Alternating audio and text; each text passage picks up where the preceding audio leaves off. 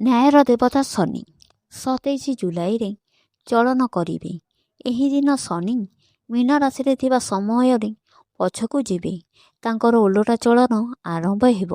ଶନି December 11 ତାରିଖ ପର୍ଯ୍ୟନ୍ତ ଏହି ସ୍ଥିତିରେ ରହିବେ, ଅର୍ଥାତ୍ ଏହି ସମୟରେ ଓଲଟା ଚଳନରେ ରହିବେ। 25 ଜୁଲାଇରୁ 20 ନଭେମ୍ବର ପର୍ଯ୍ୟନ୍ତ ରହିବେ। ଜ୍ୟୋତିଷଙ୍କ ମତାନୁସାରେ ଶନିଙ୍କ ଓଲଟା ଚଳନ 4ଟି ରାଶି ପାଇଁ ଶୁଭ ଲକ୍ଷଣ।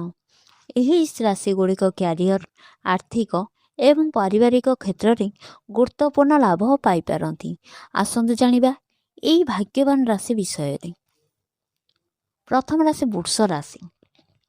ବୃଷ ରାଶି ପାଇଁ ଏହି ସମୟରେ ସେମାନଙ୍କ ପରିଚୟ ଏବଂ ଆର୍ଥିକ ସ୍ଥିତିକୁ ମଜବୁତ ହେବ। ଚାକିରି ଏବଂ ବ୍ୟବସାୟ ଉଭୟଙ୍କ ଉନ୍ନତିରେ ସୁଯୋଗ ଆସିପାରେ। ଦୀର୍ଘ ସମୟ ଧରି ଅଟକି ରହିଥିବା କାମ ପୁଣି ଥରେ ଗଢ଼ି ଉଠିବ। ଆପଣଙ୍କୁ ପରିବାର ଏବଂ ବନ୍ଧୁମାନଙ୍କ ଠାରୁ ସମର୍ଥନ ମିଳିବ। ନକାରାତ୍ମକ ଚିନ୍ତାଧାରା ଥିବା ଲୋକଙ୍କ ଠାରୁ ଦୂରତା ବଜାୟ ରଖିବା ଲାଭଦାୟକ ହେବ। ସ୍ୱାଭାବିକ ସ୍ୱାସ୍ଥ୍ୟରେ ସଂକେତ ଅଛି କିମ୍ବା ସଂକ୍ରମଣରୁ ସୁରକ୍ଷା ଜରୁରୀ ହେବ।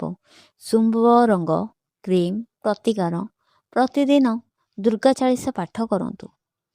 ମିଥୁନ ରାଶି। ମିଥୁନ ରାଶି ପାଇଁ ସୂର୍ଯ୍ୟ ଏବଂ ବୁଧଙ୍କ ଅନୁକୂଳ ସ୍ଥିତି ମାସ ସାରା ଆତ୍ମବିଶ୍ୱାସ ବୃଦ୍ଧି କରିବ ବୋଲି ଆଶା କରାଯାଉଛି। କ୍ୟାରିୟରରେ ଉନ୍ନତି ପାଇଁ ସୁଯୋଗ ସମ୍ଭାବନା ଅଛି ଏବଂ ଆୟର ନୂତନ ଉତ୍ସ ହେବାର ସମ୍ଭାବନା ଅଛି। କାର୍ଯ୍ୟକ୍ଷେତ୍ରରେ ଆପଣଙ୍କ ପ୍ରତିଛବି ମଜବୁତ ହୋଇପାରେ। ଅତ୍ୟଧିକ ଆତ୍ମବିଶ୍ୱାସ ଏବଂ ଶୀଘ୍ରତା ଏଡ଼ାଇବାର ଗୁରୁତ୍ୱପୂର୍ଣ୍ଣ।